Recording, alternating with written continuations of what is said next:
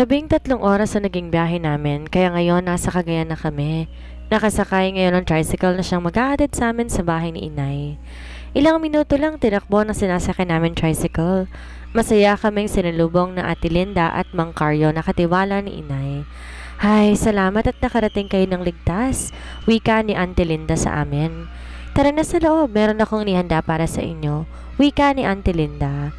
Diretso sa kusina ako dahil nagugutom kami ng mga anak ko. Di nga ako nakakain ng maayos dahil ayoko ng pagkain sa restaurant kung saan tumigil ang bus sa sinasakyan namin. Nagningning ang aking mata sa nakikita kong mga pagkain na kahain.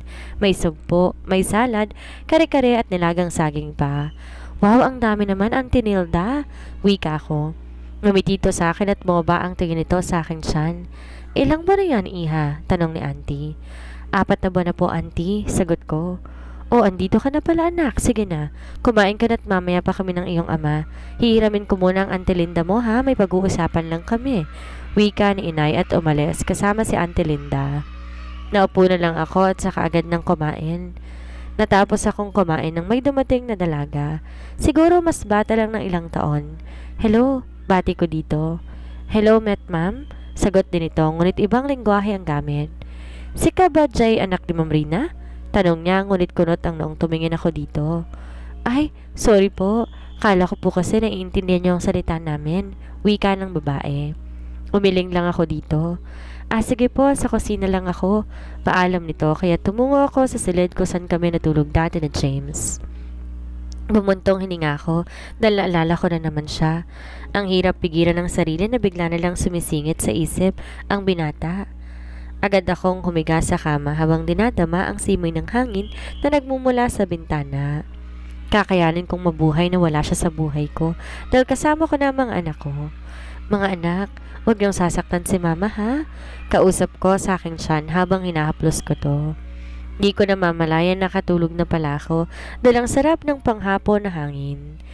Nagising ako gabi na pala kaya lumabas ako ng aking silid. Nadatnan ko pa sila inay na may kausap sa sala. Di ko naman uusapan dahil iba ang gamit nila. Ang kanilang pinag-uusapan. Attorney, kung anong kailangan ibigay ko? Wika ni inay sa kausap. Si attorney pala ito. Di ko kasi kita ang mukha dahil nakatalikod sa akin. Sige po, Ma'am Rina, babalik na lang ako para sa ibang impormasyon sa lupa. Pakihanda na rin ang titulo. Wika ng lalaking kausap ni inay. Tumango si inay dito, kaya tumango na ang lalaki. Biglang lumingon ito sa akin. Bata pa pala to at gwapo rin. May makisig na pangangatawan at moreno. Tumigil ka nga, Havana. Buntis ka na nga, naglalandi pa yung mata mo. Saway ko sa aking sarili. Sige, Ma'am Rina, maiiwan na kita. Paalam mo rin ang binata. Saka mo ritong lumingon sa akin bago tuloy ang umalis. O anak, halika na sa kusina. Nakaluto na ako. Kanina pa sana kita gisingin kaso lang ang sarap ng tulog mo. Wika ni inay. Sumunod naman ako sa aking ina. Nadatnan pa namin si itay, nakausap din ito. Napakulot no ako dahil ito yung babae kaninang kausap ko, pero ayokong bigyang kahulugan yon dahil may tiwala ko sa pagmamahal ni itay kay inay. Kain na tayo, May. Sabay ka kanya mon. Wika ni inay sa babae. Ngunit tumanggi ito sa sinabi ni inay. Simulan ko ang aking pagkain dahil masarap ang nakahain ngayon. Lalo na may salad na pang dessert. Sobra ako natatakam kaya hanggang tingin na lang muna ako. Anak, ito masarap yan at masustansya. Wika ni inay sa ginisang halo-halong gulay. Salamat po, Nay. Hanggang sa matapos na kaming kumain, naiwan si inay at si May sa kusina para maglinis. Ako naman pumasok sa aking silid dahil gusto kong maligo. Bala ko magpahangin muna sa labas, lalo na sariwang hangin ngayon. Di tulad sa syudad na puro usok at sari-saring amoy ang naaamoy doon. Ilang araw nang lumipas, ngunit talang wala pa ramdam sa akin ang binata. Siguro tuluyan niya na akong kinalimutan, lalo na ang mga anak ko. Gusto kong umiyak pero pinigilan ko yon dahil nakakapagod pala. Nakilala ko rin ang iba pa naming kamag-anak at may natutunan din akong mga salita na Ilocano. Ang mga pinsan kong nagturo sa akin, halos bumaliktad ang nila kapag sinusubukan kong magsalita. Tulad na lang ng masarap sa Tagalog, sa Ilocano na imas. Kapag nga ako'y tinuturuan, tinatawanan lang nila ako. Mabuti na lang mababait sila. Lumabas ako ng aking silid dahil ang aga-aga nag-e-emote na naman ako. Lagi kong iniisip ang binata. Hay, bulong ko. Naabutan ko si Ate May sa kusina, nagbabalat ng singkamas. Para nagdalaway ako sa nakikita. Ate, sa'yo ba yan? Tanong ko kay ate kaya't lumingon to sa akin. Hindi, Havana, para sa'yo to. Bilin ni Ate Rina ipagbalat kita. Sabit naman ni Ate Rina. Wow ate, salamat ha. Wika ko. Mabuti pa si inay, hindi niya ako makalimutan, lalo na sa gusto kong pagkain. Pero sabi pala ni ate, kumain ka munang agahan. Muling wika ni Ate May. San pala sila inay at itay? Tanong ko. Nasa Niyugan sila, nag-harvest para sa gagawing buko pie. Para daw kasing order ngayon eh. Sagot ni ate, kaya tumango ako. Saka naupo sa upuan para magsimulang kumain. Sinangag na kanin, tinapa, itlog, longganisa ang nakain sa lamesa. Agad akong natakam dahil masarap to kapag sinawsaw sa suka. Pagkatapos kong mag-almusal, kinuha kong singkamas na binalata ni Ate May. Nilagyan ko ng silit saka lumabas sa bahay. Kasalukuyan ako nakaupo sa ilalim ng mangga habang ako'y kumakain ng singkamas, isinawsaw sa puting sukang may sili. Ang sarap! Bulong ko. Nang may humintong sasakyan mismo sa harap ng gate, medyo malapit ko saan ako nakaupo ngayon. Wala kasi sina inay at itay dahil nasa niyugan ng mga to. Kami lang ni Ate May ang naiwan sa bahay. Sino kaya yun? Bulong ko. Kasi wala kaming inaasahang bisita. Di naman sigurong binata yun dahil malabong mangyari. Masaya na yun ngayon. Bumuntong hininga ako bago tumayo upang tingnan ko sino yon. Ako na lang magbubukas, Havana. Wika ni Ate May, kaya hindi na tuluyan akong nakalapit sa gate para tingnan ko sinong taong dumating. Bumalik ako sa kinaupuan, pinagpatuloy ang pagkain ko ng singkamas. Natigil lang sa pagsubo nang marinig ang boses na kilalang kilala ko. Ang sarap ng kain mo ha. Wika nito kaya tumingala ako. Ganoon na lang ang gulat ng mapagsino kung kaninong boses na yon. Walang iba kundi si Ray na aking kaibigan. Ray, bulong ko. Kaya mabilis akong tumayo para yakapin to dahil namiss ko ang binata. Parang kapatid na ang turing namin sa isa't isa, kaya walang mali siya kung yakapin ko man ito. Yumakap ako sa bewang niyan ay kinatawa ng binata. How are you, sweetie? Namiss mo ba ako, ha? Wika niya sa akin kaya tumango ako. Kahit nakasindig pa rin ako sa kanyang dibdib, kaya't naramdaman kong hinaplos itong aking buhok sa likod. Tumingala ako at kinurot ang pisngi nito. Ang gwapo kasi ng lokong to eh. Mabuti na lang di tulad ni James na babaero. Ayan na naman, Havana, naiisip mo na naman siya. Wika ng aking isip. Hey, what's wrong? Ba't bigla kang sumimangot? Tanong ni Ray sa akin habang kunot noong nakatingin sa akin. Wala, may naisip lang ako. Wika ko. Tsaka niyaya sa loob. Ano pa nang ginagawa mo dito? Paano mo na lamang nandito ako? Tanong ko habang magkatabi kami sa sofa. Wala, may tao lang akong hinahanap kaya nandito ako ngayon. Sagot niya kaya tumango na lang ako. Ikaw, anong ginagawa mo rin dito? Di ba na kay Smith ka? Tanong niya, ngunit di ako nakasagot nang dumating ang pinakuhang merienda kay Ate May. Salamat ate, sabi ko at iniwan din kami nito. Kumain ka na dyan, masarap yung buko pie, gawa ni ina yan. Wika ko para maiba ang usapan. Di pa kasi ako nang magkwento tungkol sa nangyari sa amin ng binata. Alam ko naman ugali ni Ray kapag nagalit to. Masarap nga siya. Anito kaya ngumiti na lang ako dito. Ano palang ginagawa mo dito? Tanong ko ulit nang matapos itong kumain. May hinahanap kasi akong tao. Wika ng binata. Tsaka ito may dinukot sa kanyang wallet at binigay sa akin. Napamulagat ako na makilalang nasa picture. Walang iba kundi si Lola kaya tumingin ako dito nang may pagtatanong. Kilala mo ba to? Tanong ko. Tumango ito. Yes, ilang years ko nang hinahanap. Si Lola Alicia Agoncillo. Pero bakit ba hinahanap si Lola? Muli kong tanong, ngunit siya'y napakunot noo. Bakit, kilala mo siya? Balik tanong nito. Tumango ako na may kasamang pagtatanong sa aking mga mata. Siya kasi ang kapatid ni Lola Elina at kambal ni Lola. Sagot nito sa akin. Wow, talaga? Gulat kong wika dahil ibig sabihin nun, totoong magkadugo kami ng binata. You mean magpinsan tayo? Wika kong nakangiti. Maybe, maikling sagot niya. Wait, tawagan ko si inay. Ani ko at tinukot ang phone ko sa suot kong dress. Agad kong denial ang number ni inay. Agad yung nagring. Ilang segundo lang sumagot ito. Hello nay, may bisita po tayo. Agad kong wika. Sige anak, pauwi na kami ng itay mo. Sagot ni inay at pinatay ang tawag. Tsaka muli kong binalik ang tingin sa binata. Where is Smith? Why aren't you with him? Alam ba niyang buntis ka? Napabuntong hininga ko bago sumagot. Masaya na siya sa dating mahal niya. Sagot kong nakatungo at nagunang lumabas ang aking luha. Di ko maiwasang umiyak dahil mahal ko ang binata. Narinig ko pang napumura ang binata at saka ko mabilis na niyakap. Ramdam ko ang mabilis sa tibok ng kanyang puso. Don't cry, sweetie. Nandito naman ako. Alo niya sa akin at hinaplos ang likod ng aking buhok. Yes, tama ka. Nandyan ka naman. Di ba hindi mo ako iiwan? Wika kong umiiyak pa rin. Yes, sweetie. Kaya wag mo nang iyakan ng walang kwentang ama ng iyong anak. Sa totoo lang, nasaktan ako sa sinabi ng binata na walang kwentang ama ng mga anak ko. Pero siguro nasabi lamang niya iyon dahil sa galit niya sa binata. Dumating na sila inay na hindi namin namamalayan at naabutan kaming ganun lagay ng binata. O anak, siya bang bisitang sinasabi mo? Tanong ni inay na may nakakalokong ngiti. Opo, nay, sagot ko. Naupo naman si inay sa harap namin, ngunit bakit di yata niya kasama si itay? Nay, si itay po? Tanong sa akin inay. Pumunta ng ili, may asikasuhin daw siya doon. Ewan ko dun sa tatay mo. Ilang araw nang balisa, tas lagi may pinupuntahan. Minsan nga nagdududa na ako sa kanya eh. Wika ni inay, pero kahit ako napapansin ko rin. Pero may tiwala naman ako sa pagmamahal ni itay kay inay dahil sa mga nakikita kong ginagawa nito sa aking ina. Siguro nay may inaasikaso lang ko.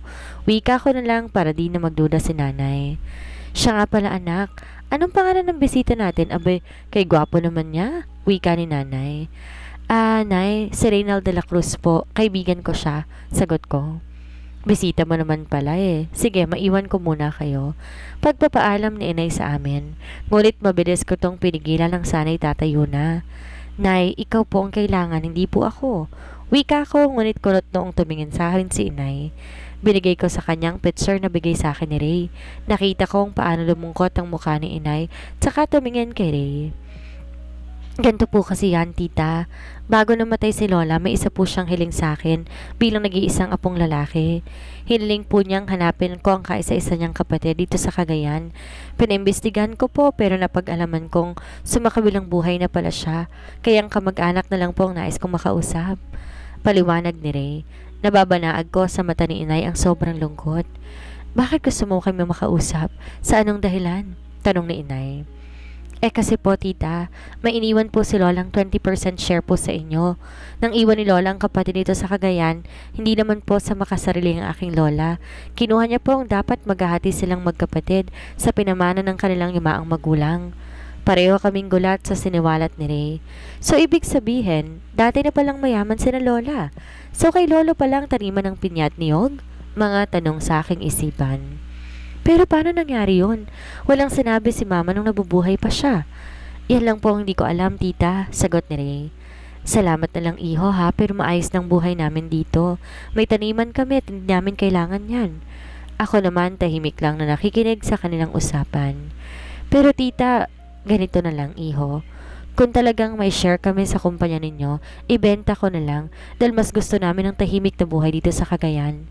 Sige po tita, kung yan po ang gusto ninyo, sagot na lang ng binata. Ang ganda po pala dito sa inyo. Basag nito sa katahimikan sa pagitan naming tatlo. Gusto mo bang mamasyal, iho? Tanong ni inay. Pwede naman po tita, pero marami po kayong ginagawa. Wika ng binata. Si Haba nang sasama sa'yo. Maraming pasyalan dito, lalo na malapit ng piyesta. Wika ni inay. Sige po tita, salamat po. Wika ni Ray. Bueno, maiwan ko na kayo. Sa kusina lang muna ako, anak. Ikaw na munang bahala sa kanya. Ipasyal mo siya sa taniman ng nyog. Gamitin niyo na lang ang sasakyan. Wika ni inay, saka kami iniwan ito. Ano, tara na? Saan mo gustong pumunta? Maraming dalaga dito, baka gusto mong doon na lang tayo mamasyal. Natatawa kong wika kay Ray. Ginulo lang nitong aking buhok na kinasimangot ko. Sa bayan kami napadpad ni Ray. Naglibot-libot at bumili ng mga gusto ng kasama ko. Pero hindi naman daw to magtatagal, talagang kami lang ang sadya sa inaiwan itong trabaho sa Maynila. O ba't ang lalim ng iniisip mo? Wika niya kaya't napabaling ako ng tingin dito. Sa iba kasi ako nakatingin.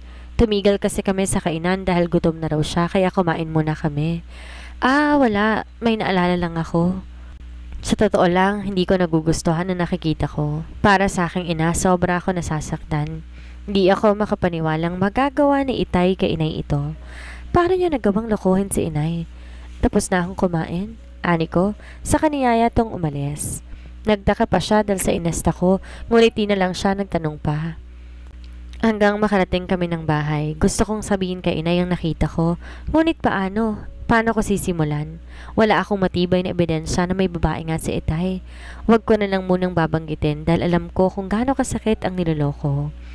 O anak, nakarating na pala kayo. Kamusta ang pamamasyal ninyo, ha? Masayang salubong sa amin ni inay. Ngumiti lang ako ng pilit para hindi niya ako mahalata. Ayos lang po, nay. Sagot ko. Kumain na ba kayo? Muling tanong ni inay.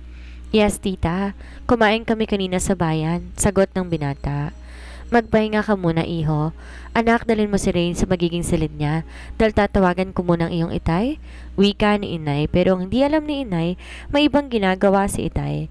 Kaya't sa bayan, palagi itong balisa at laging pumupunta dahil may katagpo pala siya doon. Sige po, nay. Wika ko at tinatid si Ray sa kanyang silid, katabi ng aking silid. Hey, sweetie, kanina ka patahimik. Ano bang nangyari? May masakit ba sa'yo? Ayos lang ako, Ray. Salamat sa pag-aalala. Sige, pahinga ka muna. Mamayang gabi, pasyal tayo ng bayan para sa piyesta.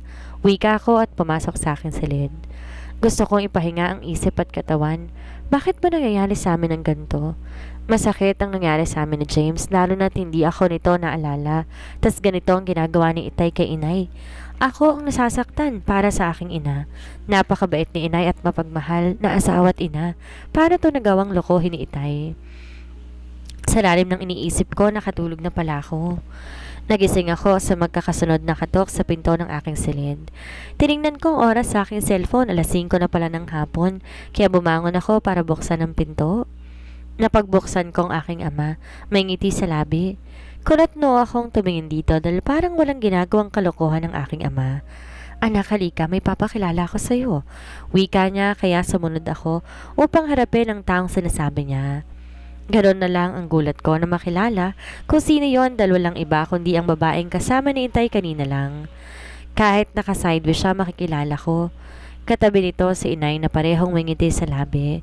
Di ko sila maintindihan, lalo na ang aking ama nang iniuwi pa palang babae niya dito mismo sa bahay ni inay. Oh, siya palang susukatan ko? Aba, ang ganda pala niya. Ay, buntis pala? Tanong ng babaeng kasama ni inay. Oo, siya ang unikaihan namin, Mila, kaya sige na, excited na ako.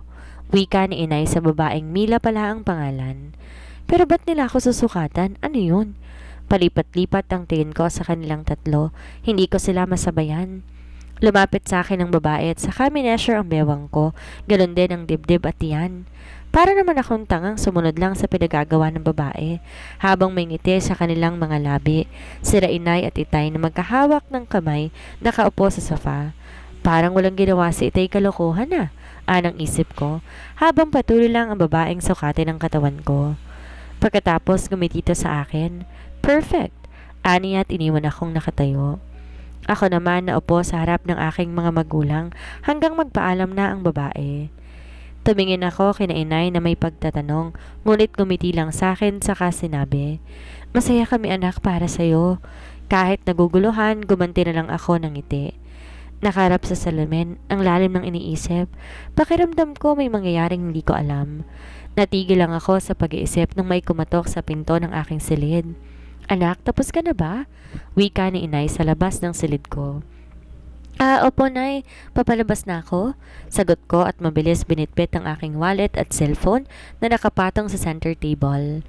Nagtataka man ako kung bakit ganito ka-revealing ang pinasuot sa akin nila inay. Fiesta lang naman ang alam kong pupuntahan namin at hindi party. Tsaka bakit gabi? Pinagsawalang bahala ko na lang lahat dahil ngayon ako pupunta sa isang pestahan sa probinsya. Dalian mo anak, baka mahuli tayo. Muli, wika ni inay. Umikot ako sa harap ng salamin para masigurong ayos ng aking sarili, kaya mabilis ako naglakad palabas ng silid. Mabutit di mataas ang takong ng suot kong sandal. Siguro kanina pa ako natapilok, lalo na't may 3 pa akong dalang bata sa aking tiyan. Napagbuksan ko ng pinto si inay, may ngiti ito sa labi. Di ko sila maintindihan mula pa kanina, pero wala akong kaalam-alam sa mga nangyayari sa aking paligid. Ang ganda mo talaga, anak. Wika ni inay at naglakbay ang mata nito sa aking buong katawan. Sa fiesta lang po tayo pupunta. Bakit po pinagsuot niyo ako ng gantong ka-revealing na damit? Ani ko, ngunit ngumiti lang to at saka hinawakan ng aking mga kamay. Anak, sobrang masaya kami ng iyong itay para sa'yo. Saka giniya sa labas ng bahay habang may naghihintay na mamahaling sasakyan. Kulot no akong lumingon sa aking ina. Saan galing ang sasakyan? At bakit kaya wala sila Itay at Ray?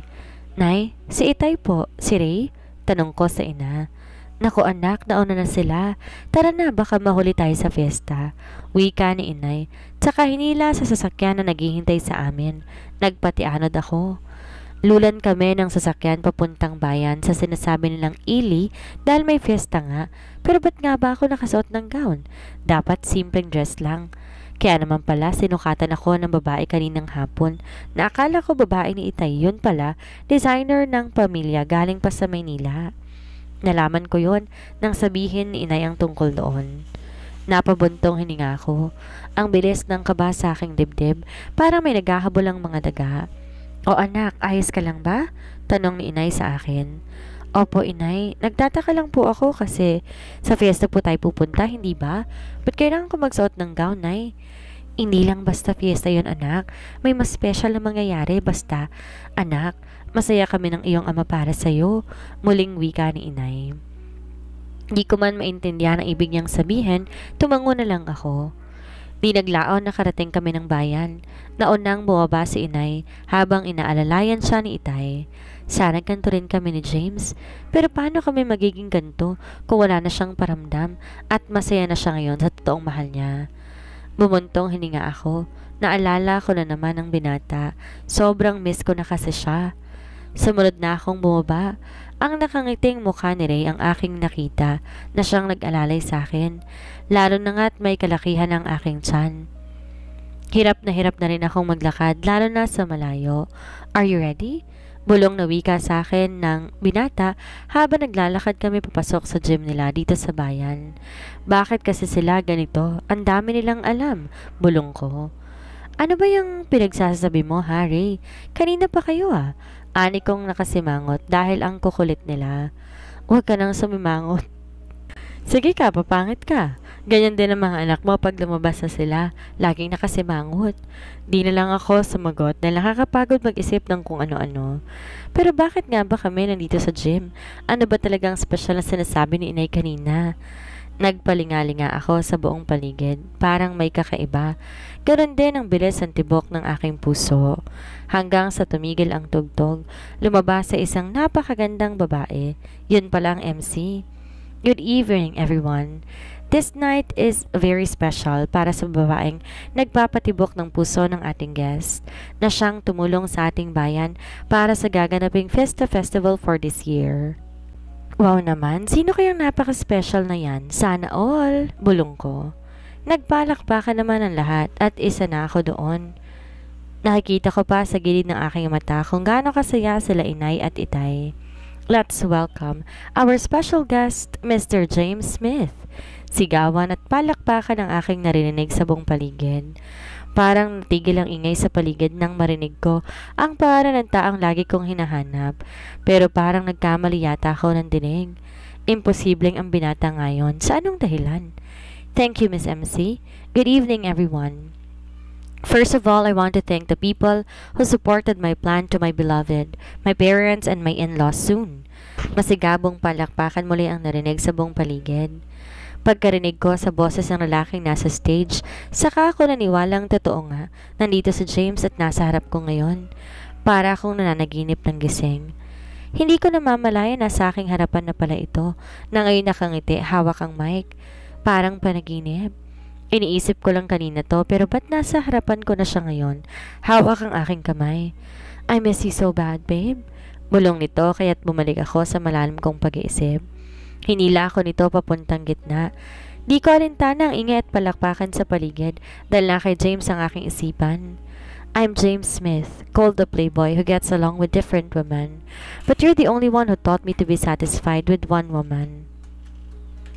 The first time I saw you at your place of work, you immediately caught my attention. From the moment I saw and got to know you, I changed because of you, especially when I knew that I was the first in your life. I was happier when I knew you were pregnant with my future children. I can't stop myself from celebrating. I talked to your father, mommy, and daddy about our wedding. When will I marry you? But I told them that I intend to marry you in any church. I didn't tell you that because I wanted to surprise you, but I made the mistake of the decision to hide it from you because you left without my knowledge. Pero alam kong may ibang dahilan kung bakit ka umalis. Dahil sinabi ni moming balisa ka na nagpatid ka sa inyo. I did not let you know for a few weeks, but I made a plan to surprise you. I invited your parents because I love you so much, babe. You know, you are my life and our children. Now that I'm here, nothing can stop our love. Please, will you marry me? Wika ni James habang nakaluhod sa aking harapan. Hawak ang isang singsing. Say yes! Say yes! Narinig kong sigaw ng mga tao sa paligid. Tumingin ako sa aking mga magulang, katabi ang mga magulang ni James na ngayon ko lang napansin at may ngiti sa kanilang mga labi. Saka ako tumingin sa binatang naghihintay ng sagot mula sa akin. Di ko mapigilang maluha sa kaligayahang aking nadarama. Nakikita ko sa mata ng binata ang takot at kaba na baka hindi ako pumayag sa proposal niya. Yes, nautal kong sagot. Mabilis niyang sinuot ang singsing at niyakap ako at hinalikan sa aking labi habang nagkakaingay sa babadal sa nasaksihang tagpo. Thank you, babe. Hindi mo alam gaano ko kasaya dahil tinanggap mong proposal ko. Tulad ng pangako ni James sa akin at sa magulang ko, kinabukasan agad kaming kinasal kahit sa West lang, dahil na rin malaki ng aking tiyan at mabigat dahil 3 laman ito. Pagkapanganak ko sa simbahan kami ikakasal ulit ng mahal ko. Lumipas pa ang 2 buwan, kabuanan ko na, naghihintay ng araw ng paglabas ng aming 3 anghel. Kahit kinakabahan ako dahil 3 agad ang aking isisilang sa unang pagkakataon. Sa 2 buwan namin pagsasama ng aking mahal na asawa, wala na akong masasabi pa dahil sobrang malambing at maalalahanin. Todo iwas din sa mga babaeng umaaligid na akala mo isang masarap na pagkain ang nakain sa kanilang harapan dahil alam niya magagalit ako sa kanya.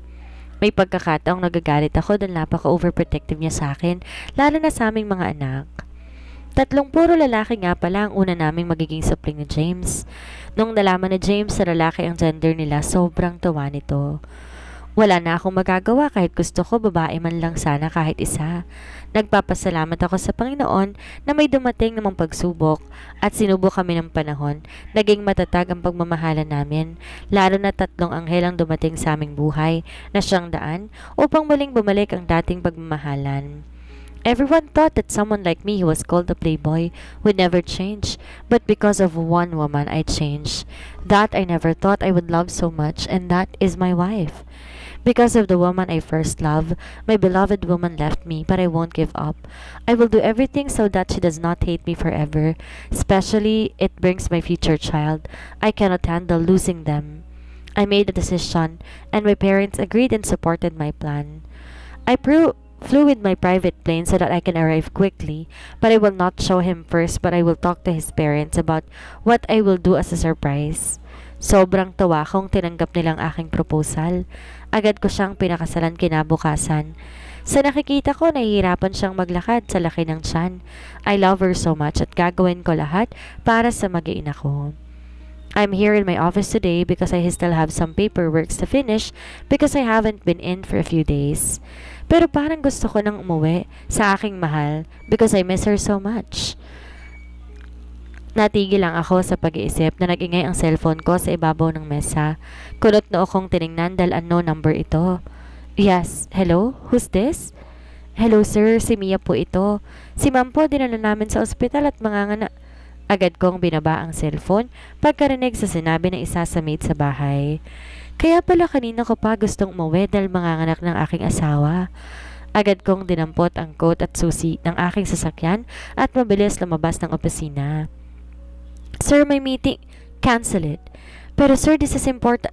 I said cancel it. Cancel all my meetings. May mas mahalaga akong pupuntahan. Wika ko at agad pumasok sa private elevator. Pagkabukas, kahit nagsisigaw ang sekretarya ko, hindi ko na to pinansin. Walang mas mahalaga kundi ang mag-iina ko lamang. Mabilis kong tinungo ang sasakyan at agad pumasok. Di ko na malaya nakarating na pala ako sa ospital. Agad kong nakita ang isang maid at mabilis ako lumapit dito. Mabuti dumating na kayo, sir. Kanina pa kayo gusto makausap ng doktor? Where is my wife and my children? I asked her. Nasa operating room na, sir. Sinabi pa na ng doktor kanina kapag dumating kayo, punta kayong nurse station para makapagpirma na kayo. Hindi ko na pinatapos ang sinasabi niya. Dalagad na akong pumunta ng nurse station. Ano po yun, sir? Tanong ng isang nurse na nakatoka sa nurse station. Husband of Havana Smith, sagot ko. Sir, pakipirmahan po ninyo ito para masimulan na po ang CS ni ma'am. Wika nito. Agad ko yung pinirmahan at agad kong binalik dito. Pwede ko ba siyang makita? Wika ko. Meron na po ba siyang bantay? Kung wala po pwede, sa third floor po ang operating room. Doon na lang po kayo maghintay hanggang lumabas ang pasyente. Agad akong bumalik sa maid namin habang taranta at kinakabahan para sa aking mag-ina. Go home. Pakitawagan si mommy na pumunta dito sa ospital. Tell them bring my clothes. Yun lang.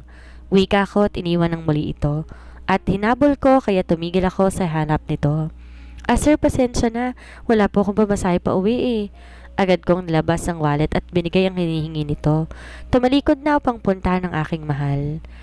2 oras na ako sa labas ng OR. Hinihintay ang paglabas ng doktor na siyang magpapaanak sa aking asawa. Ilang saglit pa'y narinig na ako ng iyak ng sanggol. Alam kong mga anak ko na yon, kaya hindi ko namamalaya na papaluhan na pala ako sa sobrang kasiyahan. Ilang minuto pang aking hinintay. Lumabas ang 3 nurse habang may buhat na mga sanggol. Agad akong tumayo dahil gusto ko silang makita. Sila na ba ang mga anak ko? Tanong ko sa isang nurse. Agad itong tumango. Sir, puntahan nyo na lang po sa baby section dahil hindi pa po sila pwedeng ipahawak. Wika nito at agad akong tumango. Ilang minuto maling lumipas. Ang aking mahal naman ang nilabas. Sobra akong naawa sa kalagayan ng aking asawa dahil sa panganganak nito. Sir, hintayin nyo na lang si Mrs. sa kwarto. Wika na isang nagtutulak sa kinahigaan ng asawa ko. James, kamustang mag-iina mo? Maayos bang panganganak niya? Sunod-sunod na tanong ni mom sa akin. Agad akong tumango dito. Thank God, bulong pa ni mom. I was very happy the first time I saw my children. They were all healthy and looked like me. Habang mahimbing silang natutulog sa kanilang kuna, napapangiti na lang ako dahil kahit mahirap, dahil laging puyat sa pag-aalaga, pero masigit ang hirap ng aking asawa dahil sa maghapon niyang pag-aalaga sa aming 3 anak. Isa na talaga akong ganap na ama. Tulog ka na, mahal. May pasok ka pa bukas. Wika ng aking mahal habang ito'y niyayakap sa kanyang likuran. Humarap ako sa aking asawa na may ngiti sa aking labi, saka dinampian ng halik ang kanyang labi. Ikaw ang matulog, mahal, dahil sa maghapon mong pag-aalaga sa ating mga anak, ani ko. Sige, ganito na lang. Sabay na lang tayong matulog, total. Mahimbing naman ang tulog ng mga bata. Okay ba yun sa'yo, ha, James? Pwede rin, Commander, pero pwede bang paisa muna? Ang dami mong alam. 4 na buwan pa lang ang mga anak mo. Gusto mo na agad umisa. Tumigil ka na nga, matulog na lang tayo. Wika ng aking mahal. Isa lang ang masasabi ko. Ang pagsubok ay kusang darating sa ating buhay, pero kusa rin tong mawawala. Huwag po nating ipilit ang mga bagay na hindi pwede. Dahil darating ang araw, makakamit din natin ang ating hinahangad, pero sa tamang panahon.